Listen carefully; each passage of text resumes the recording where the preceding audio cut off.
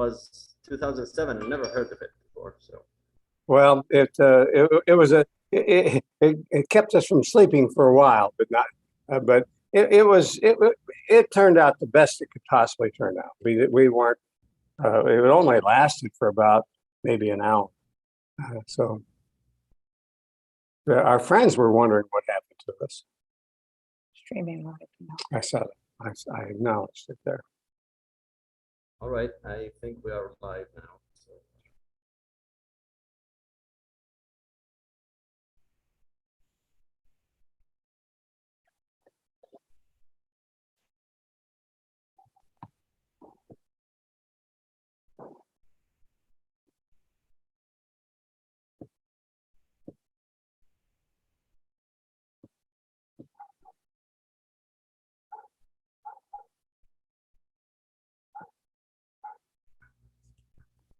Well, hello. Good morning to you, John and Martha King. We are very proud and excited to have you with us today.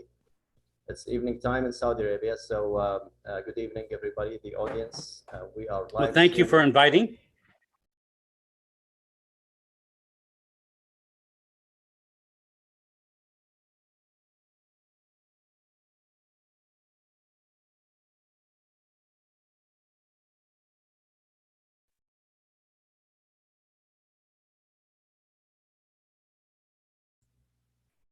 Well, hello, good morning to you, John and Martha King. Thank you so much for being here with us today. It's evening time in Saudi Arabia. So I would say good evening to all the audience that's joining us on YouTube and Twitter, as well as on Zoom. We are very excited to have you and to listen to your wide experience in aviation, and many of the audience have expressed their huge thanks and appreciation to make yourselves available to us tonight. Without further ado, I will leave the floor to you, and we'll be sitting back and enjoy. Thank you, sir. Thank you, ma'am.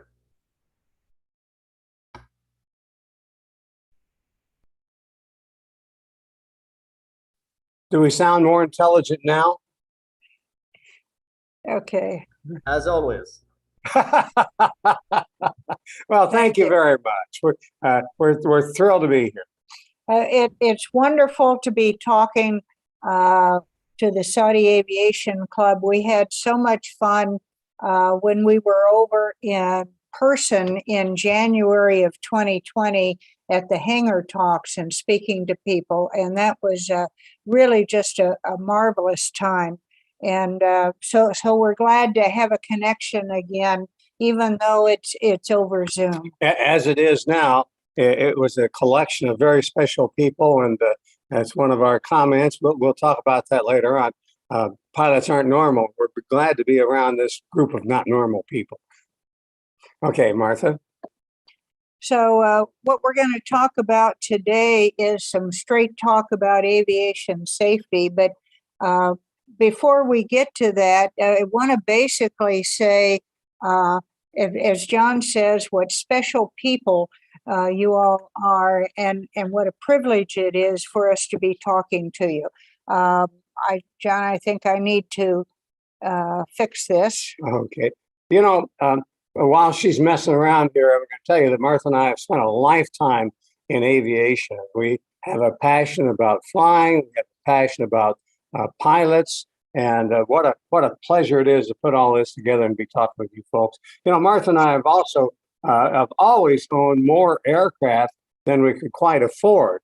For a long time, we owned Piston Twins. We flew a Cessna 340 for a lot of years, going back and forth between our ground school classes.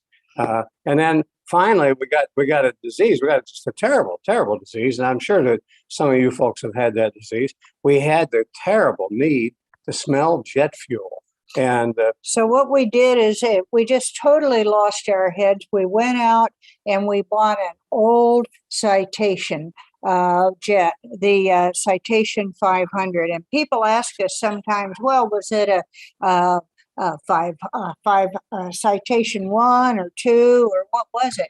And we jokingly say it was a citation 0 because it was back before Cessna was even putting numbers on their citation jets. But it was a great transition aircraft. It did get a smelling jet fuel. It did get a smelling jet fuel. One of the problems with that old citation is that it was one of the earliest jets ever built, but I can also tell you it's one of the slowest jets ever. Okay. We're getting a message from our computer, which I don't know what it has to do with, but in any event, it was one of the slowest jets ever built. And it got to the point that they developed a whole bunch of jokes. First of all, Beechcraft was trying to sell the King Air, and it said the Beechcraft went at near jet speeds, and the citation was the near jet they were talking about. And there were all kinds of nasty nicknames, like they would call it a slowtation or a crustation or a frustration for air traffic controllers, because they were always trying to move us aside so a real jet could pass us on the airway. The competitors called it a mutation, and it had a special bird strike problem. I don't know whether you know about that, but the citation had a very, very special bird strike problem. You know what that problem was, Martha? Yes, John, I do. It got run down from the rear. So we put up with about 10 years of these jokes at our expense about being slow pilots, and in many respects we were slow pilots. They had it right, but so we felt that we needed to get something faster, so we went out and bought the old Falcon 10 we have now. And that old Falcon 10 is 150 knots faster than that citation was. And you can imagine it scared the daylights out of our insurance company.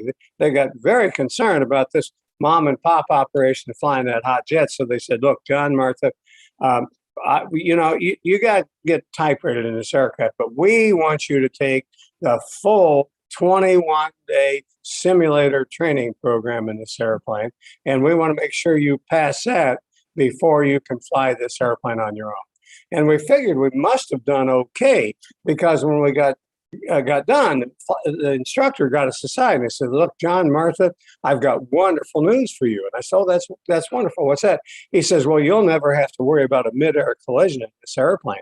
And I said, oh, that's fantastic. Why not? He says, you're so far behind this airplane, you won't even be involved. You're going to come walking up to the crash site some 15 minutes later, you're going, what happened here? You know, John has a lot of people tell him that he's lucky that I'm willing to fly with him. And I say, Lucky, what are you talking about? Lucky, she wants to fly half the time. It costs twice as much, and she has an opinion about everything. Well, you know, John likes to think that our relationship exemplifies that old saying that behind every successful man stands a great woman. Well, you got that right, Martha. That's exactly the way I feel about it. But what he doesn't realize is the real saying is, in front of every great woman stands some guy without a clue who's blocking her view. All right. If there's any question about it, I want to make it clear right now. Martha's only a little bit better pilot than I am. Well, as John said earlier, general aviation pilots are not normal, because normal people don't fly. They don't want to take on the challenge and the responsibility of doing that. The reason we say that pilots aren't normal is flying is not a normal thing. It's an extraordinary thing. So normal people don't do extraordinary things. To learn to fly, you have to persist over an extended period of time, and your legs shake, you sweat all the way down to your belt and beyond. Flying takes up everything you have. It's mental, it's physical, it's emotional. It takes your motivation and goal orientation. Just everything that you have gets used up when you fly. And the people that put all this together over an extended period of time and make it work are extraordinary people. So congratulations. It's a pleasure to be around extraordinary people. And one of the things we talked about, to do this, to fly, you do this over an extended period of time. And the reason you do that over an extended period of time is you're goal-oriented.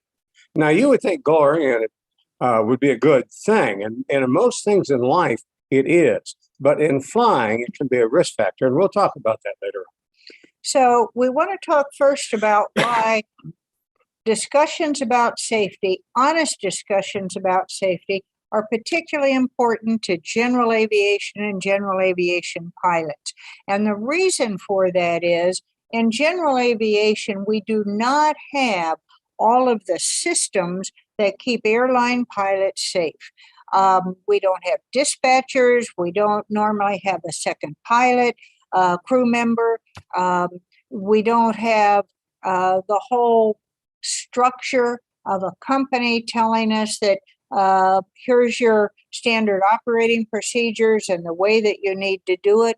So in general aviation, risk management is pretty much up to the pilot. And one of the problems with talking about safety in general aviation is the way that it's talked about.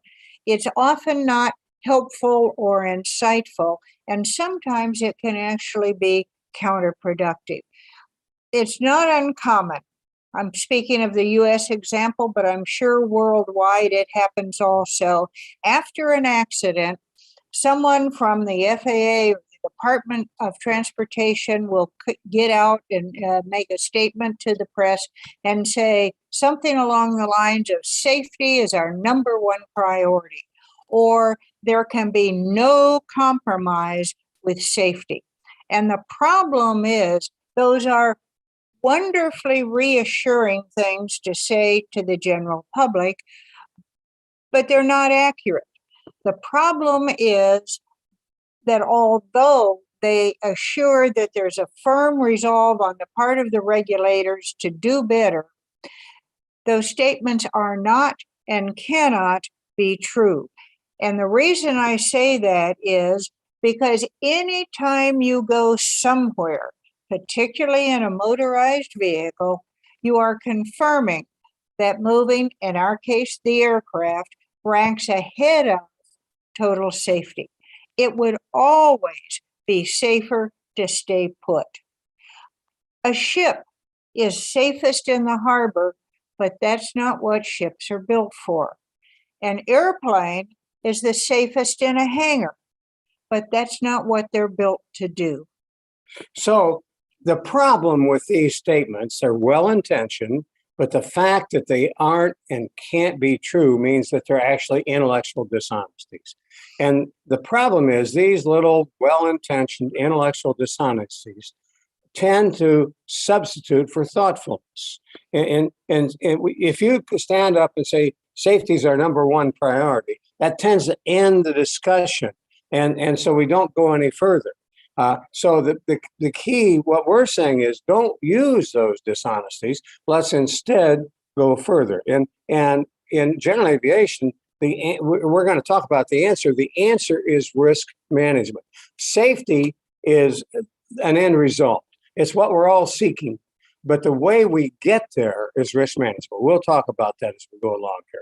Now, one of the other things that's wrong with generally our discussions about I'm going to have safety, to reload this real quick while you're doing that. One of the things that's wrong with our discussions about safety is that our safety advice tends to be preachy, smug, superior, and sometimes demeaning. And gives very little guidance. The problem is we use a vocabulary about safety that is not particularly helpful. For instance, the FAA talks a lot about aeronautical decision making, and so basically you're essentially telling a pilot you screwed up on aeronautical decision making, or you screwed up on judgment. Well, if I made a mistake in aeronautical decision making, that's good, but what do I do differently?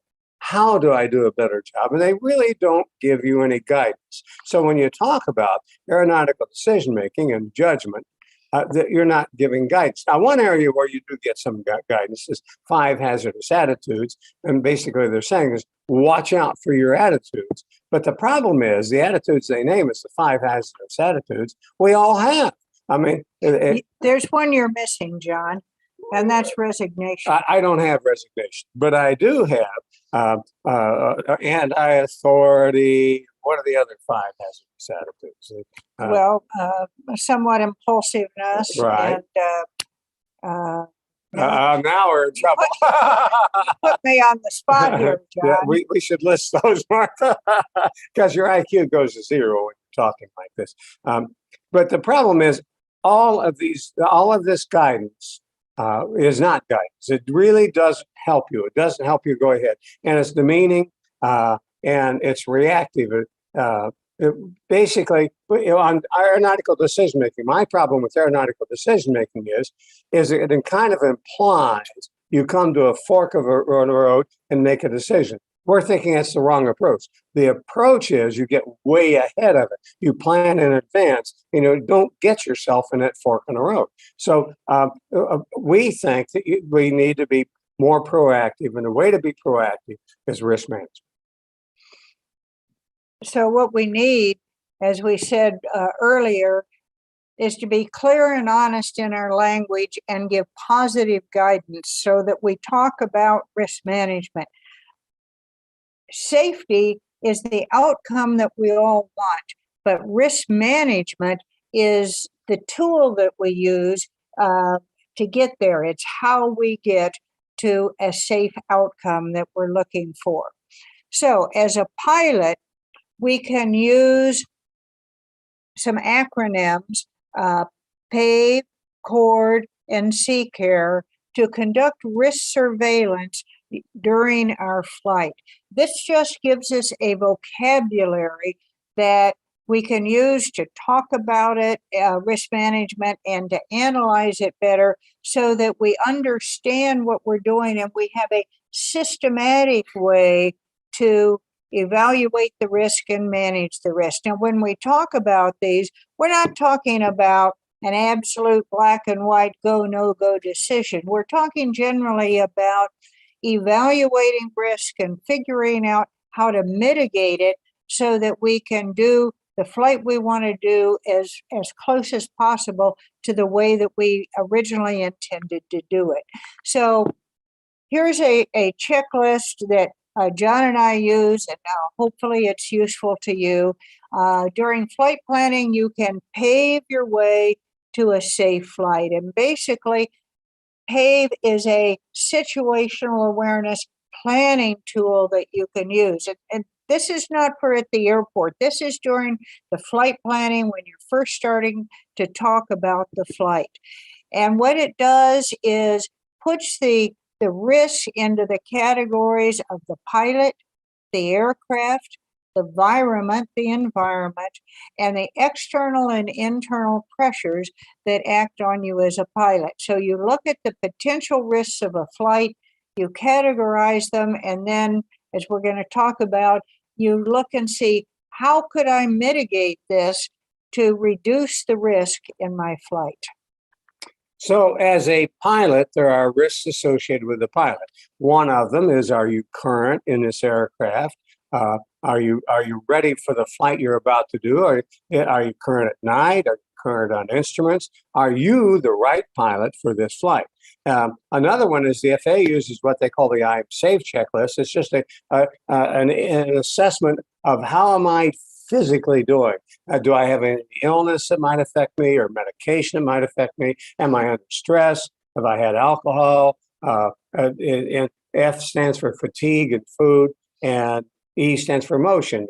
And on fatigue and food, some people will work all day and then go flying that evening without having eaten anything, and they're tired and they're hungry, and they're probably not in the best intellectual situation at that time. So the deal is, do an inventory of your physical condition, and the FAA suggests the I'm Safe checklist. And finally, E is emotion. If you're mad at the world, this is not a good time to go flying. So you're doing this inventory of yourself, how you doing.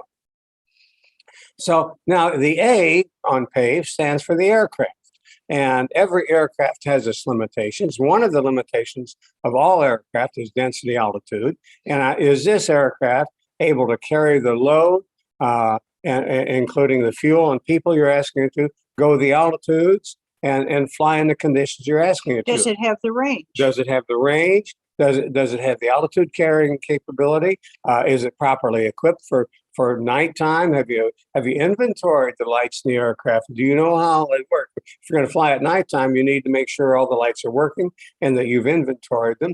And if you're going to instruments, is it properly equipped for the trip you're taking? So think about all of the things you need to think about in the aircraft, including the risks associated with this aircraft. If you're about to head out over the mountains, is this the right aircraft to do that with? Can it carry the load to the altitude you need?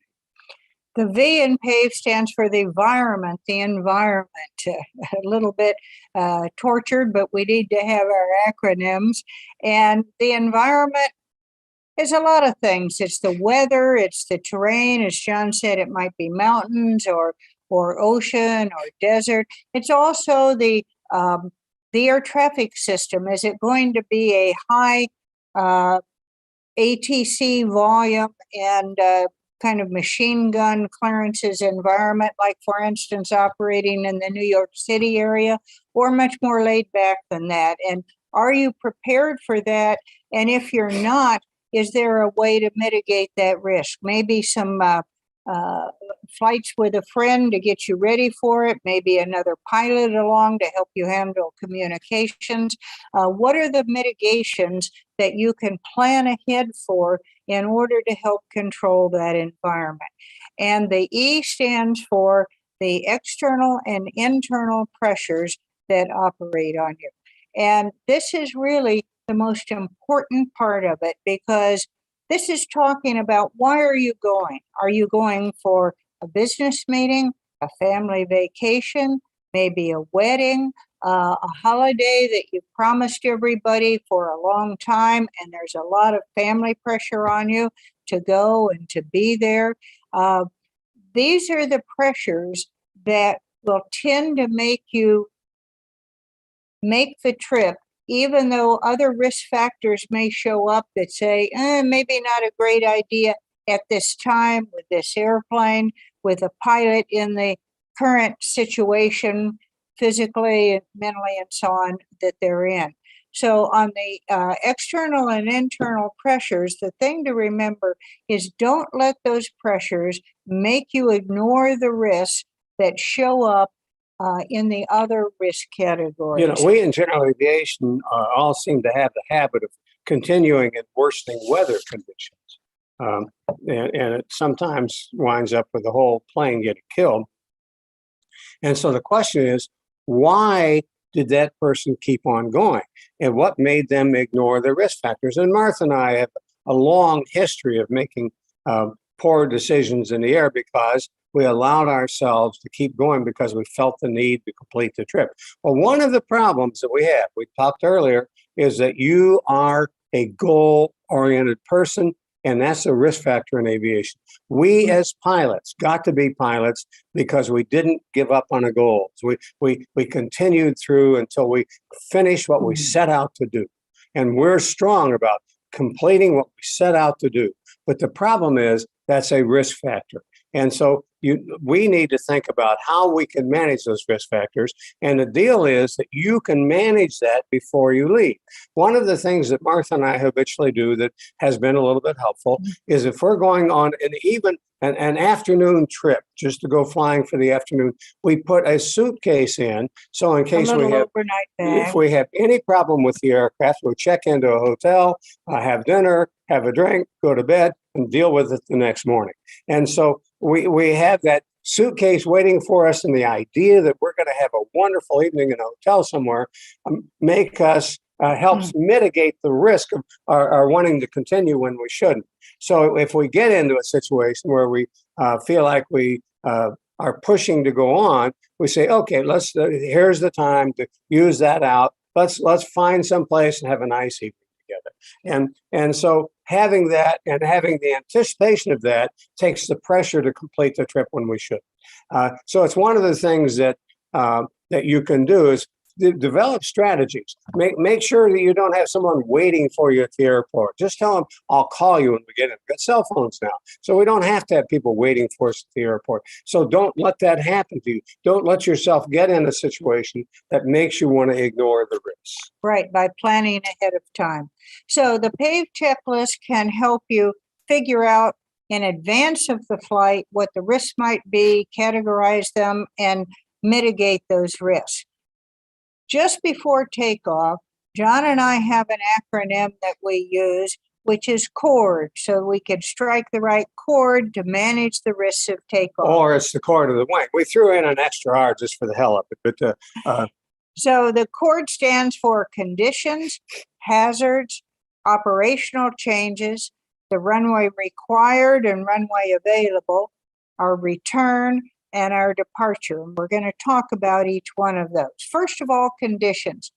The condition, we're doing this checklist, by the way, as we're taxiing out between our hangar and the runway, getting ready for takeoff. So as we're taxiing out, because we're a two-pilot crew, we look around and we brief the other. The captain briefs the co-pilot on, okay, our conditions today are, and we talk about the weather, we talk about the traffic, is the weather VFR, is this heavy traffic? Like if we're leaving an air show, we're going to be just heavy training traffic. What's the pilot condition right now as we're taxiing out? Do we feel current?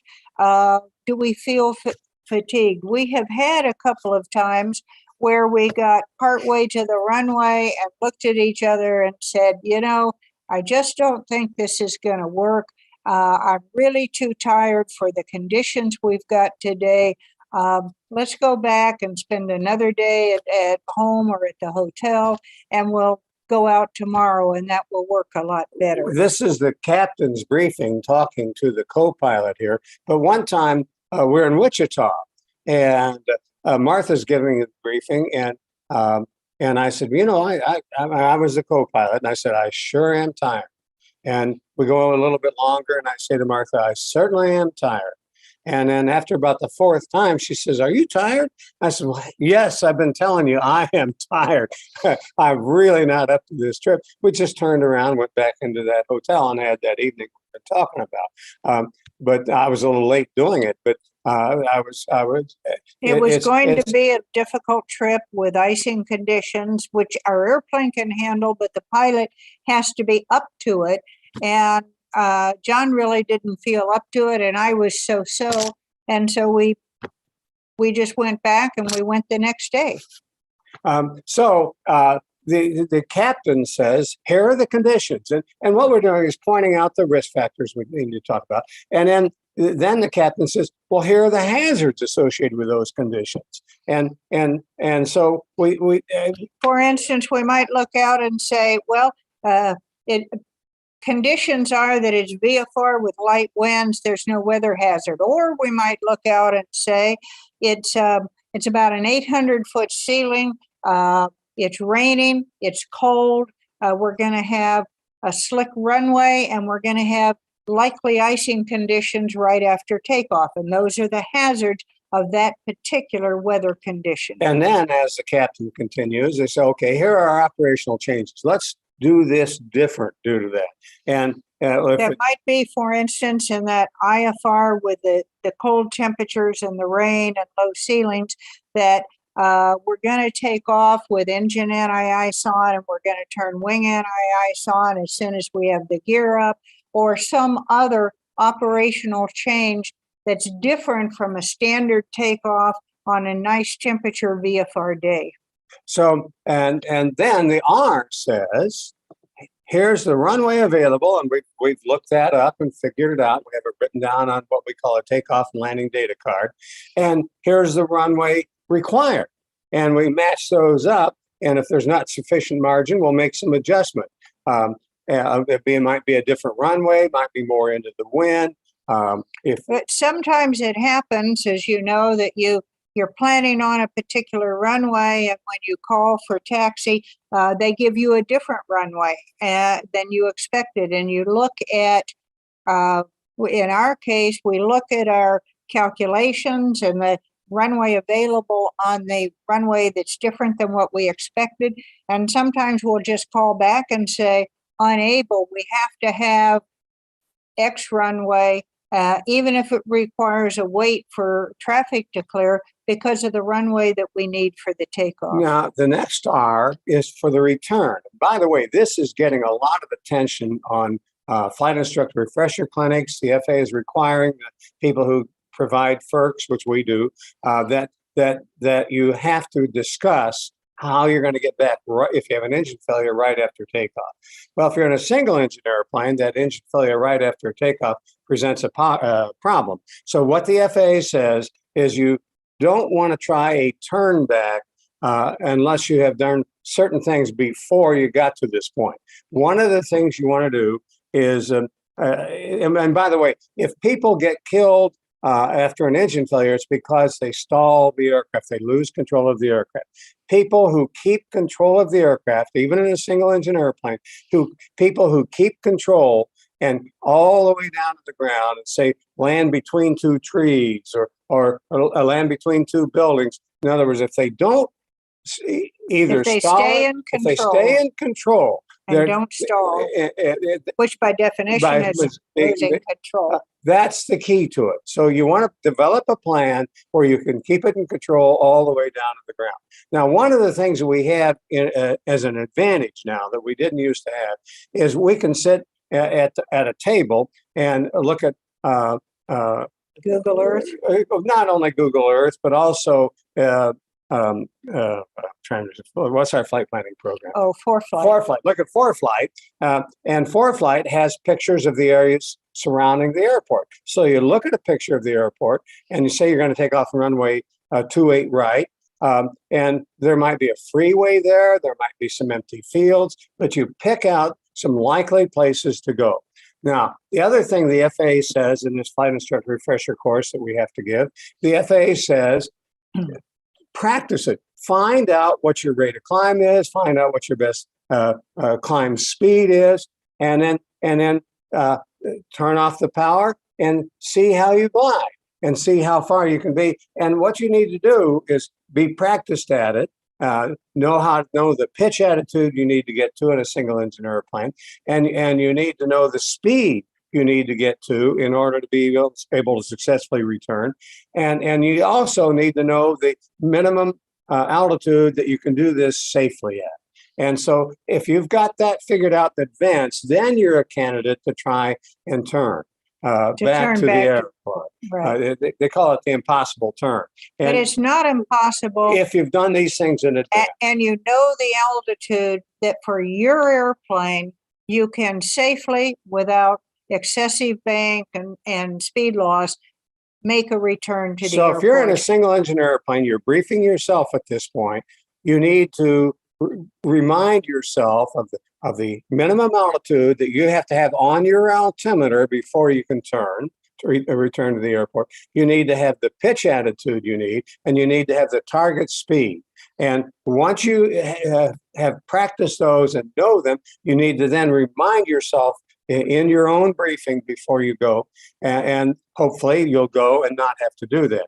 But you want to have figured out, if you're in a single engine airplane, you need to have figured out where you're going to go before you take off. And this is the time to finalize that in a single engine airplane. There's a field over there. We can make it, and we can make it without stalling and get in safely. So, excuse me. So what you need to do is finalize that now. In a twin engine airplane,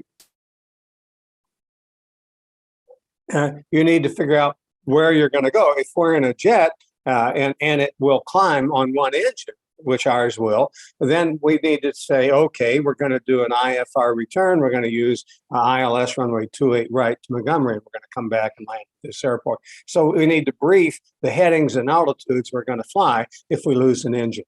And have the airplane avionics set up for that return, which we do regularly if we're departing under weather conditions where an IFR return would be required if we did need to return. So basically, the part of our CHORRD briefing is that you brief whatever aircraft you're in, how you're going to handle it if you have an engine failure, and get it down to detail.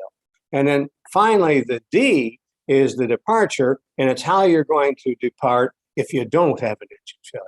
And for us, it's IFR, it's a heading or altitude. If you're VFR, you need to know where you're going to go, how you're going to clear the terrain, how you're going to stay out of traffic, and so on. So it's all part of your scan.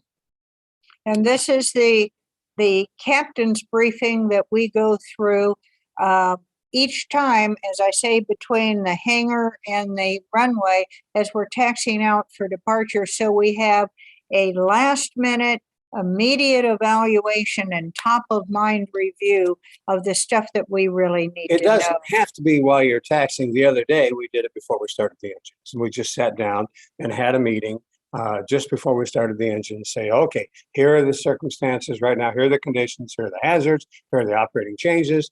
Here's the runway required and available. Here's our return procedure, and here's our departure. You're right. As long as you're proximate enough to the airport and that you can see what's actually you're talking about the going immediate on. conditions, right? Right.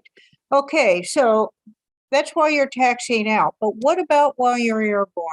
Another acronym that we find very useful is take care to manage risk. And the care has 2 C's to it. And it stands for the changes that are happening as you fly en route. The second C is the consequences. The A is the alternatives. R stands for reality. And the E stands for the external and internal pressures. You know, change is the nature of flying. Flying is taking an airplane and flying it over a different environment to a different destination. You're using fuel. So when you're flying an airplane, everything is changing. All of the things you did on PAVE are now changing. You're flying an airplane that's got a pilot who's getting more fatigue. You're using fuel. The airplane's becoming lighter. The airplane has less fuel available. Your alternatives are fewer. There might be a mechanical issue beginning to develop, possibly. Flying airplanes is all about change, and the whole idea of flying an airplane is you're changing your place and you're flying into a different environment. And so what you need to do is think about the consequences of the inevitable changes as you're flying all along en route. And when you think about those consequences, you want to think about them down several levels. For instance, let's assume you take off and you look over at the panel and say, son of a gun, look at that. We're 20 knots slower than we thought we were going to be. Well, let's think about the consequences of the fact that you're 20 knots slower than you thought you were going to be. First of all, you're going to burn more fuel for the trip. You're going to get there later. The pilot is going to feel under more pressure. All of these external pressures get worse as you get airborne, because it's harder to give up on a trip after you've gotten airborne than it was to give up before you go. So it's harder to give up on a trip. So all of the pressures are greater. So here you are, a tireder pilot, more fatigued pilot with lower on fuel, and you're going to be late with more pressure. So you think about all of those. And so you want to think down through the consequences. Now, normally, let me ask you a question, Martha. If you're 20 knots slower than you thought you were going to be, what's the problem? Well, it's normally going to be the wind is different than you thought it was going to be. So when we talk about thinking through consequences down several levels, now you've got to realize not only are you going to be there late, but you're going to lower on fuel and more fatigue.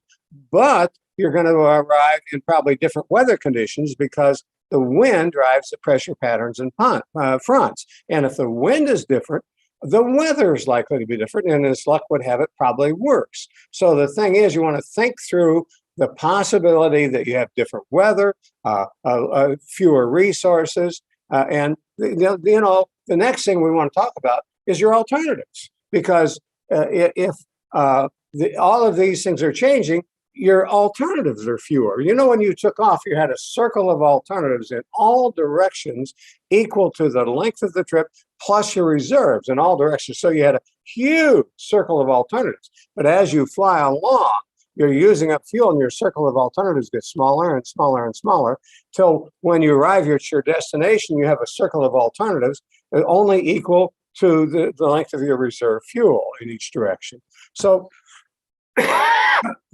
sorry, excuse me.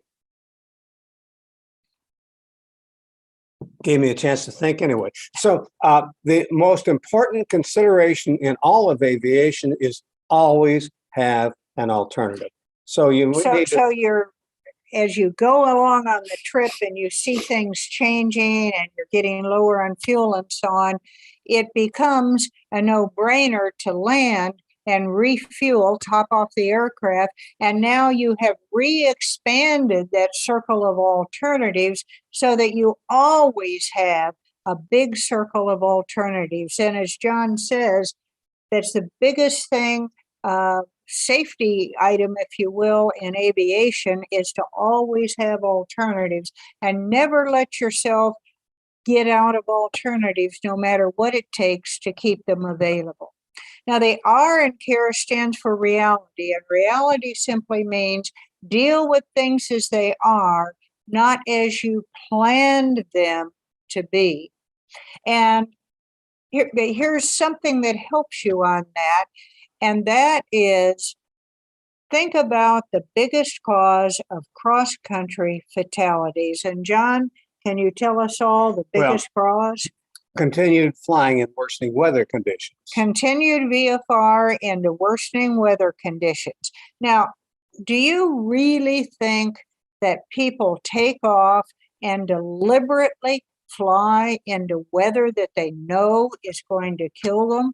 Of course they don't.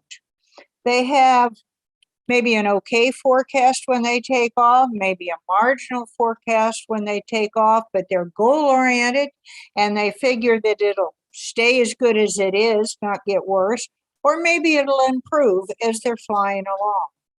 And maybe it's okay when they take off, but the forecast, the weather is different than forecast, and it just gets steadily worse and worse and worse. And they ignore it. They just keep right on going as if nothing has changed. But the point is, something has changed. And if they continue to ignore it, it's not going to end at all well for them. So reality means when things change, you have to change your plan. Pay attention to what things are really doing, the way they really are, not the way you planned them to be. Now, in general aviation, we said that pilots actually are really responsible for their own risk management, whereas in the airlines, you've got dispatchers, you've got standard operating procedures, and a whole structure involved helping you with your risk management. And you have to make that all up yourself as a general aviation pilot. And so a big factor for general aviation pilots is this goal orientation business. Now, we don't want to be as rigid as the airlines, and we do need to accept reasonable limitations on our utility, but we can do it with minimum disruption if we use these planning tools we've been talking about. Right. And one way on the external pressures, when you're in flight, to know when they're beginning to be an issue for you is when you start to feel in a hurry.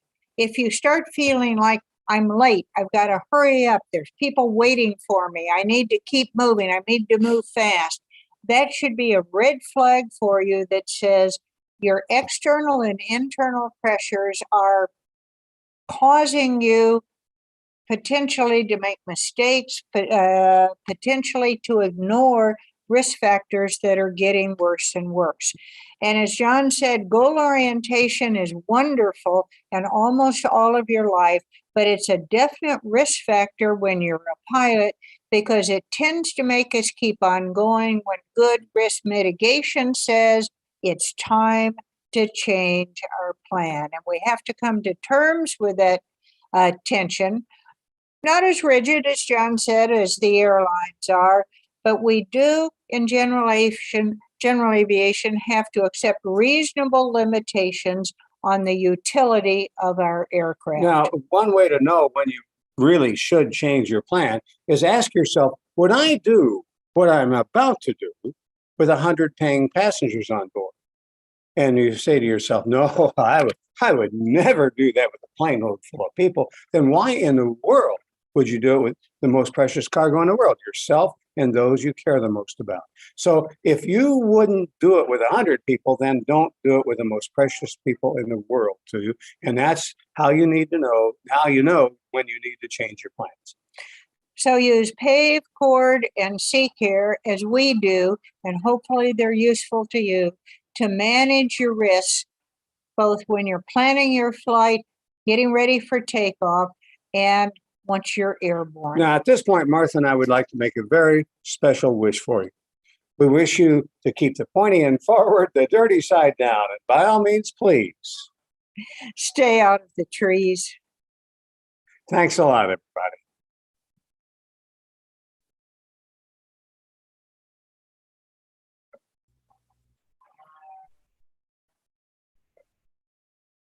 Well, thank you so much. That was really insightful and very valuable information. Well, you got to be getting tired of it. You already saw it at Oshkosh, so you got to be getting tired of this stuff. Well, I have heard this before, but I'm still learning every time I listen. Well, so are we. Thank you so much, John. Thank you so much, Martha. And thank you, everybody who attended on Zoom or the social media platform. And we are looking forward to see you in Riyadh soon. All right, We that's would the deal. enjoy Thanks for setting this up for us. Thank you so Thank much. you. Appreciate it. Let's see if there's anybody who wants to participate from the people in. السلام عليكم فارس. تفضل دكتور عمر. What is it? I'll get the video going. Salam alaikum. How are everybody? Oh, You guys are still at this business, aren't you? Yes, we are. We certainly We're are. very slow learners. Thank you very much for this absolutely incredible lecture.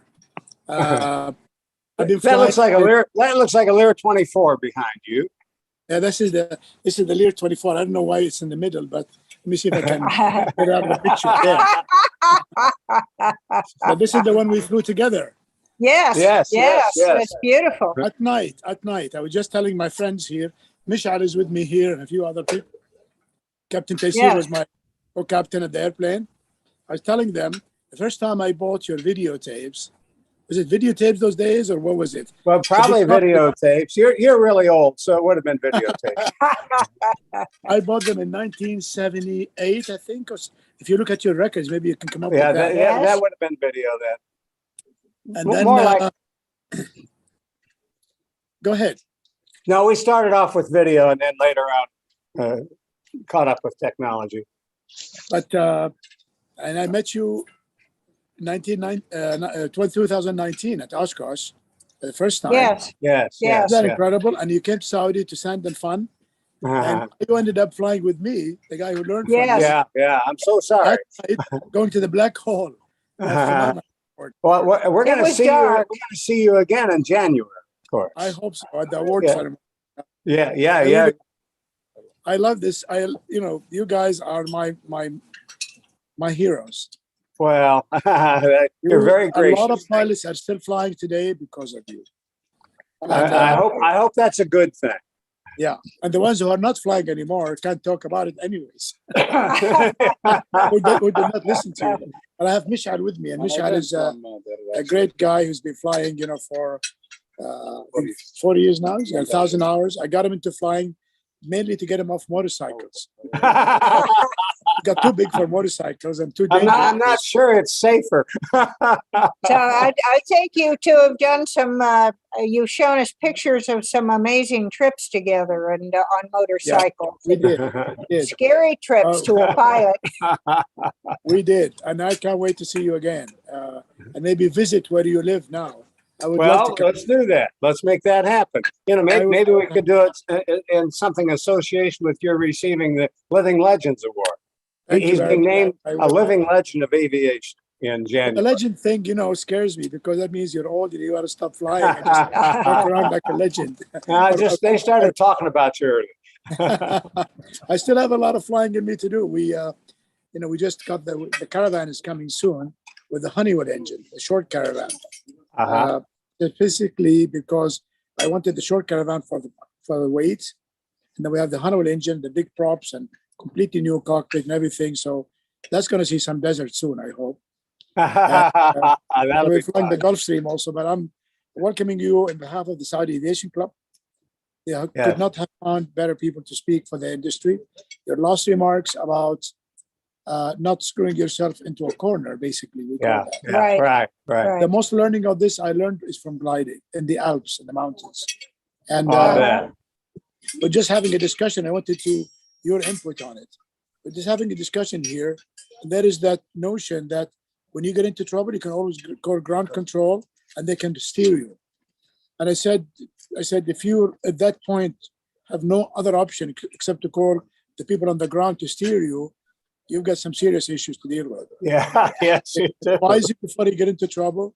I have seen that in my lifetime and in my extensive flying, especially in the big jets, where at one time in the Far East, we were trying to avoid really serious weather. It kept closing behind us. And then we decided to go up.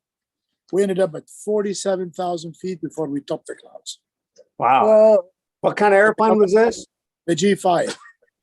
Wow. So, you know, we were lucky, but a lot of people are not going to be lucky to sit there waiting for things to happen. You know, people, everybody says, you know, I'd rather be on the ground wishing to be in the air than to be in the ocean. Exactly. And if you look at AOPA, you know, I watched all the other stuff about the big jets and the airliner crashes and the crash investigations, all that, maybe 150, 200 episodes. But if you look at AOPA, mostly the small planes, like you said, got into trouble because of weather.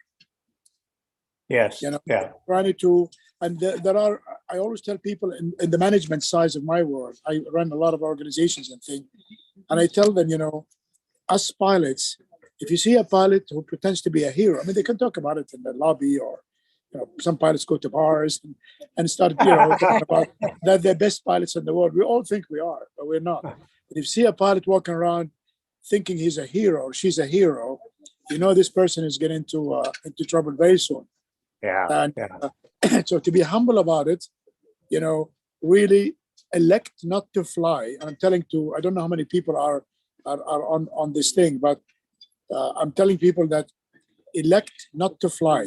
Be happier, totally sad, and people are criticizing you for not flying and being a chicken, you know, if you like, then fly and people call you a dead chicken. Yeah. Well, our philosophy is make it convenient to get on the ground. Just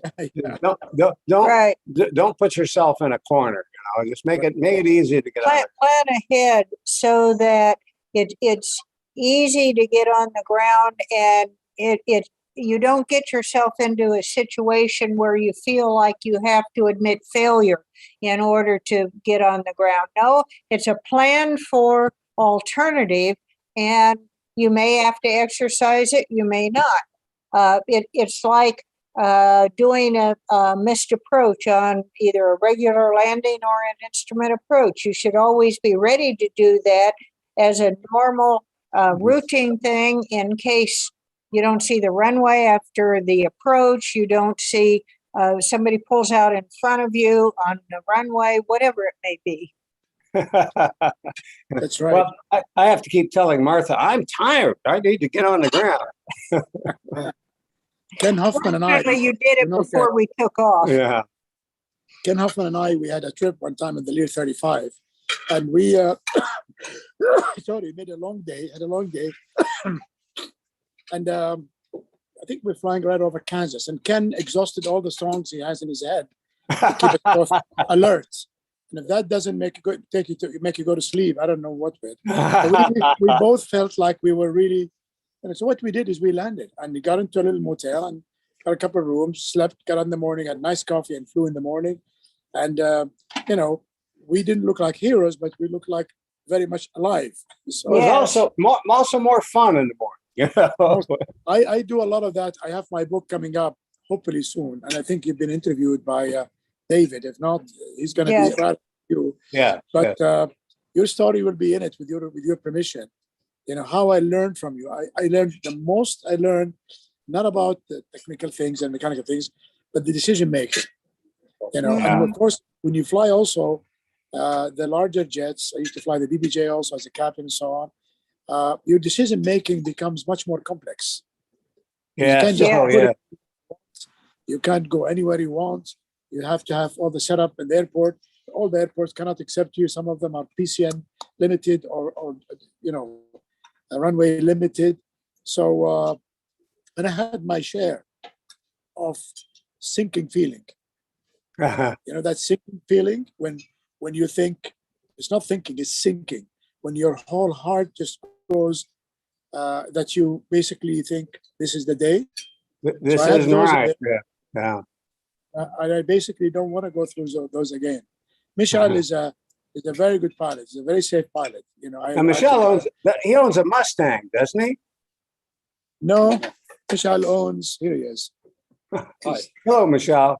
How are you? He's a Diamond 20, a Diamond 20 and a 42. Diamond 42.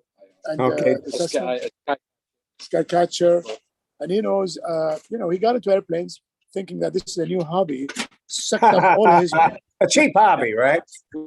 I flew to Oshkosh with the Cessna 182. We crossed the Atlantic.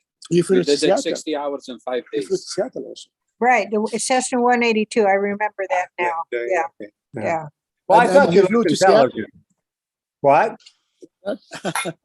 Michel is a systems engineer. Uh-huh. He's very good at doing the garment stuff and all that. Now, you do a lot of photography. Michel does a lot of photography, doesn't he? Yeah. He has a website. You should visit his website. Yeah. Okay. Yes. Flying Yeah. over Saudi villages and taking photographs, and then the next village will be angry at him. He'd have to go up again and take a picture of the other village. But he's been going to the desert place where we went. We've been going this season now. So the camels say hello to you. And I look forward to seeing you. And Captain Tassir is here also, and some friends. And I'm going to leave the podium for some of the other guys and the girls who are flying with us. Maybe there's some of them that can actually say hello to two of the greatest aviators ever. I love the way you talk. Well, Martha, don't forget to send the check, though, right? You're a great couple. Thank you. You very much. And the movie about you has not been made. I don't know what you do at home, get into that, but just keep it up, whatever it is. It probably won't be true. You still flying the Falcon 10 or not? We are. We are. We're slow learners. We don't understand. We can't afford it. There's a Falcon 10, the last one built, I think. I saw that on the controller. Oh, is that right? Fly it, we will buy it. Well, as far as we're concerned, other Falcons are just a collection of parts. Okay, nice to see you. Good to see you. Good to see you. Thank you. Bye-bye. Thank you I'm so going to be much, with you Highness. listening.